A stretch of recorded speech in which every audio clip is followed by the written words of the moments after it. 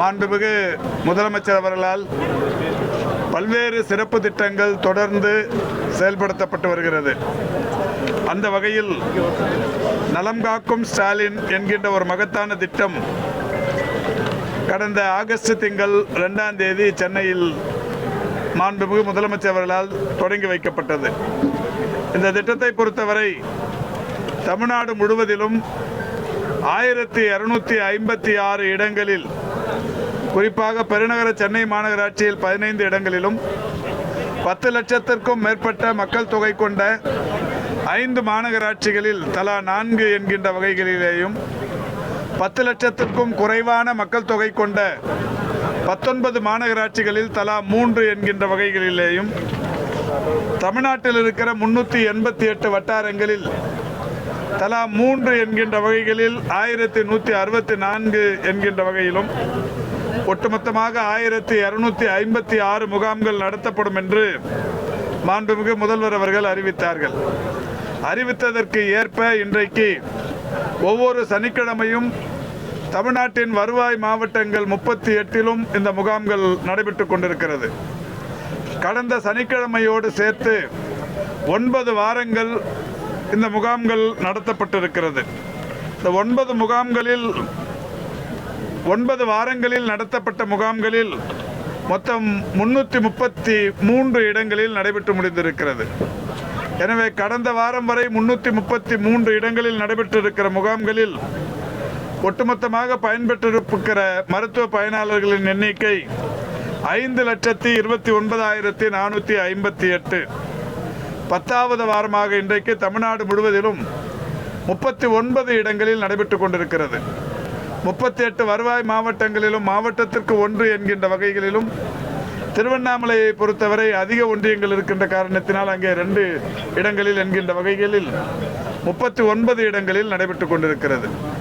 1256இல் 333 முகாம்கள் நடைபெற்று முடிந்திருக்கிற நிலையில் இன்றைக்கு 39 முகாம்களில் இந்த நலம் காக்கும் ஸ்டாலின் என்கின்ற திட்டம் நடைபெற்றுக் கொண்டிருக்கிறது.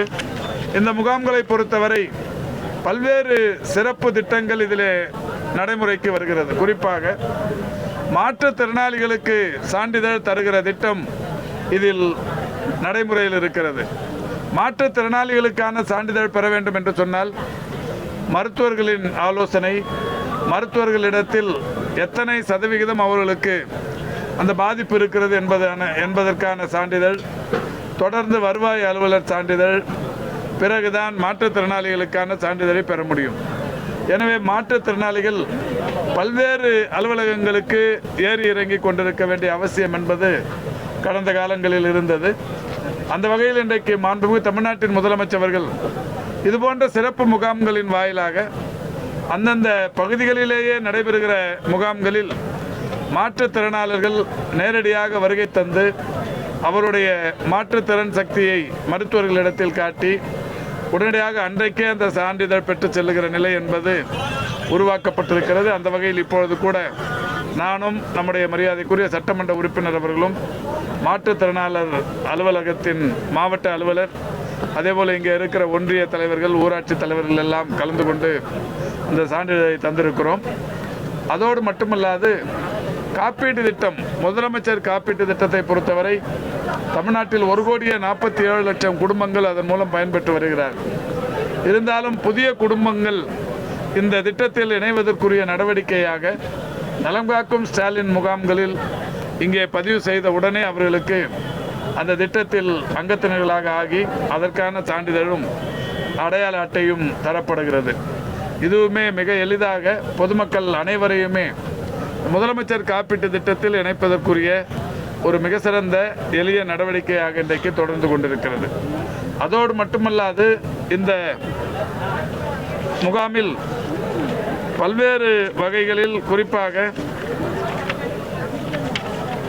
பொது மருத்துவம், குழந்தைகள் நல மருத்துவம், இருதய மருத்துவம், எலும்பியல் மருத்துவம், நரம்பியல் மருத்துவம், தோல் மருத்துவம், மகப்பேறியல் மற்றும் மகளிர் மருத்துவம், கண் மருத்துவம், காது மூக்கு தொண்டை மருத்துவம், இயன்முறை மருத்துவம், பல் மருத்துவம், மனநல மருத்துவம், நுரையீரல் மருத்துவம், நீரிழிவு மருத்துவம், கதிரியக்கவியல் மருத்துவம், பொது அறுவை சிகிச்சை மருத்துவம், சித்தா மற்றும் இந்திய முறை மருத்துவம் என்று 17 வகையான சிறப்பு மருத்துவங்கள் இங்கே நடைமுறையில் இருக்கிறது. பொதுவாக மாண்புமிகு தமிழ்நாட்டின் முதலமைச்சர்களின் வாயிலாக மக்களை தேடி மருத்துவம் என்கின்ற மகத்தான திட்டத்தின் மூலம் இதுவரை 2.5 கோடி பயனாளர்களை வீடுகளுக்கே தேடி சென்று மருந்துகள் தருகிற அந்த திட்டம் என்பது மிகப்பெரிய அளவில் ஒரு சிறந்த திட்டமாக இருந்து வருகிற நிலையில் முழு உடற் பரிசோதனை என்கின்ற வகையிலான ஒரு முகாம்களாகத்தான் இது நடைபெற்றுக் கொண்டிருக்கின்றது. இங்கே செய்யப்படுகிற பரிசோதனைகள் ஆய்வக பரிசோதனைகளாக இருந்தாலும் உடல் ரீதியான பரிசோதனைகளாக இருந்தாலும் வெளியில் தனியார் மருத்துவமனைகளில் போய் செய்து கொள்ள வேண்டும் என்றால் 20,000-30,000 வரை செலவாகும். அரசு மருத்துவமனைகளிலுமே 4,000 வரை கூட செலவாகும். ஆனால் ₹1 கூட செலவில்லாமல் இங்கே முழு உடற் பரிசோதனை என்கின்ற வகையிலான இந்த திட்டத்தில் பரிசோதனைகள் நடைபெற்றுக் கொண்டிருக்கின்றது. இந்த திட்டத்தில் பங்கேற்கிற இந்த முகாம்களில் கலந்து கொள்ளுகிற பொதுமக்கள் மிகுந்த மகிழ்ச்சியோடு ஸ்கேன் போன்ற வசதிகள், அல்ட்ராசவுண்ட் வசதிகள், டிஜிட்டல் எக்ஸ்ரே, பல் பரிசோதனைகள், கண் பரிசோதனைகளை எல்லாம் இன்றைக்கு அதிநவீன தொழில்நுட்ப கருவிகளின் மூலம் செய்து கொண்டு சென்று கொண்டிருக்கிறார்கள். இன்றைக்கு 1656 முகாம்களில் செங்கல்பட்டு மாவட்டத்தின் இலக்கு மட்டும் 27. அந்த வகையில் ஏற்கனவே 9 முகாம்கள் நடைபெற்று முடிந்திருக்கிறது. இந்த 9 முகாம்களில் 12,187 பேர் பயன்பெற்றிருக்கிறார்கள். இன்றைக்கு 10வது முகாமாக மேடவாக்கம் வெள்ளக்கால் அரசு மேல்நிலைப் பள்ளியில் இந்த முகாம் இப்பொழுது தொடங்கி வைக்கப்பட்டிருக்கிறது. இந்த முகாமிலும் பங்கேற்பதற்கு ஆயிரக்கணக்கான மக்களும் அமைப்பு சாரா தொழிலாளர்களும் மாற்றுத்திறனாளிகளுக்கான அரசு அங்கீகார அட்டை பெறுவதற்கும் முதலமைச்சரின் விரிவான மருத்துவ காப்பீட்டு திட்டத்தில் பதிவு செய்து கொள்வதற்கும் ஆயிரக்கணக்கானவர்கள் வந்து கொண்டிருக்கிறார்கள். டெங்கு காய்ச்சல் பரவல் அதிகமாக இருக்குது, அதெல்லாம் கற்றுக் கொடுத்தாலும் இல்லை டெங்கு காய்ச்சல் பரவல் இல்லை. நான் கடந்த 2 நாட்களுக்கு முன்னால் தமிழ்நாட்டு அதாவது வடகிழக்கு பருவமழையை ஒட்டி எடுக்கப்பட வேண்டிய முன்னெச்சரிக்கைகள் குறித்தான ஒரு கூட்டம் நடத்தினோம். பொதுவாகவே இந்த கூட்டம் என்பது கடந்த காலங்களில் எப்போதும் நடத்தப்படாத ஒன்று.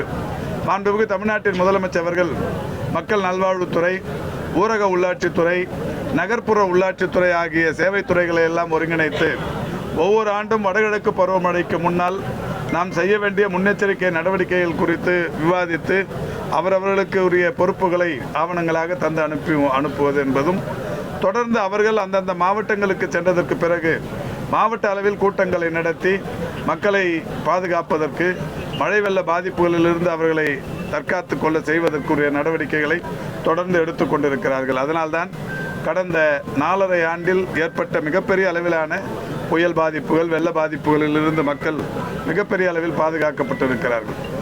நகர்ப்புற உள்ளாட்சி அமைப்பாக இருந்தாலும் ஊரக உள்ளாட்சி அமைப்பாக இருந்தாலும் அவரவர்களுக்குரிய துறைகளின் கடமைகளை மிக சிறப்பாக செய்திருக்கிறார்கள். மக்கள் நல்வாழ்வுத்துறையை பொறுத்தவரை மழைக்கால சிறப்பு மருத்துவ முகாம்கள் என்று ஒவ்வொரு ஆண்டும் 10,000 முகாம்கள் என்று அறிவித்து அதிகபட்சமாக ஒரு ஆண்டு 26,000 அளவுக்கு கூட முகாம்கள் நடத்தப்பட்டு பல லட்சம் பேர் பயன்பெற்றிருக்கிறார்கள். அந்த வகையில் இந்த ஆண்டும் கூட கூட்டம் நடத்தப்பட்டிருக்கிறது. அன்றைக்கு அந்த கூட்டத்தில் சொல்லியிருக்கிறோம், தமிழ்நாட்டில் அந்த டெங்கு பாதிப்பு என்பது 2012, 2017 ஆண்டுகளில்தான் அதிகபட்சமான பாதிப்புகள் என்பதை அனைவருமே நன்றாக அறிவார்கள். 2012 66 உயிரிழப்புகள், 2017 65 உயிரிழப்புகள் ஏற்பட்டிருக்கிறது. மாண்புமிகு தமிழ்நாட்டின் முதலமைச்சராக முத்துவேல் கருணாநிதி ஸ்டாலின் அவர்கள் பொறுப்பேற்றதற்கு பிறகு டெங்கு பாதிப்பிலிருந்து மக்களை காப்பதற்கு எடுத்த நடவடிக்கைகளின் காரணமாக இன்றைக்கு அந்த இறப்புகள் என்பது ஓர் இலக்க இறப்பாக இருந்து கொண்டிருக்கிறது. நான் நேற்றைக்கு முன்தினம் கூட சொன்னேன், இதுவரை இந்த ஆண்டு இதனால் பாதிக்கப்பட்டவர்களுடைய எண்ணிக்கை 16,546 பேர் பாதிப்புக்குள்ளாகி இருக்கிறார்கள். இறப்பு என்பதை பொறுத்தவரை 8. இதை கூட ஒரு சமூக வலைதளங்களில் பார்த்தேன். டெங்கு பாதிப்பே இருக்காது என்று சொல்லப்பட்டது, ஆனால் 8 உயிரிழப்புகள் என்று. இந்த 8 உயிரிழப்புகளுக்கான காரணத்தையும் தனித்தனியே தருவதற்கு துறை தயாராக இருக்கிறது.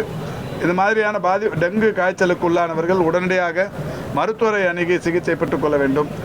காய்ச்சல் பாதிப்புகள் வந்ததற்கு பிறகு சிகிச்சை எடுத்துக்கொள்ளாமல் வீட்டிலேயே அஜாக்கிரதையாக இருப்பது, அல்லது அவர்களாகவே சென்று மருந்து கடைகளில் மருந்து வாங்கி உட்கொள்வது, அல்லது அவர்களுடைய உடலில் கோமார்பிடிட்டிஸ் என்று சொல்லப்படுகிற வகையில் இணை நோய் பாதிப்புகள் அதிகமாக இருப்பது, இதுதான் இறப்புகளுக்கு காரணம். எனவே இந்த 8 இறப்புகள் என்பது ஒவ்வொன்றுமே ஒரு இறப்பு கூட இல்லாத நிலையை உருவாக்க வேண்டும் என்கின்ற வகையில் தான் துறை செயல்பட்டு கொண்டிருக்கிறது. ஆனால் கடந்த காலங்களில் நான் சொன்னதைப் போல 2012இல் 66ம் 2017இல் 65மான உயிரிழப்புகள் ஏற்பட்ட போது சமூக வலைதளங்களில் ஏற்படாத அக்கறை இப்போது 8 உயிரிழப்புகளுக்கே ஏற்பட்டிருப்பது என்பது வருத்தமளிக்கிறது. என்றாலும் அது கூட இல்லாத வகையில் துறை நடவடிக்கை எடுக்க இன்றைக்கு பல்வேறு நடவடிக்கைகளை, விழிப்புணர்வு நடவடிக்கைகளை அரசு எடுத்து வருகிறது. தொடர்ந்து எதிர்க்கட்சி தலைவர் எடப்பாடி பழனிசாமி மருத்துவத்துறை சார்ந்த உறுப்பினர் வந்து பொறுத்துரைக்கிறார் மக்களிடத்தில். அந்த 8 பேர் மத்திய பிரதேசம் சரி அது இல்லை, இது சம்பந்தமாக மத்திய பிரதேசத்தில் உயிரிழந்தவர்களுக்கான அந்த விளக்கத்தை மிக தெளிவாக கடந்த 3-4 முறை சொல்லியிருக்கிறோம். இது ஒரு மிகப்பெரிய அளவிலான தமிழ்நாட்டின் ஒரு 397 மருந்து நிறுவனங்கள் இருக்கிறது.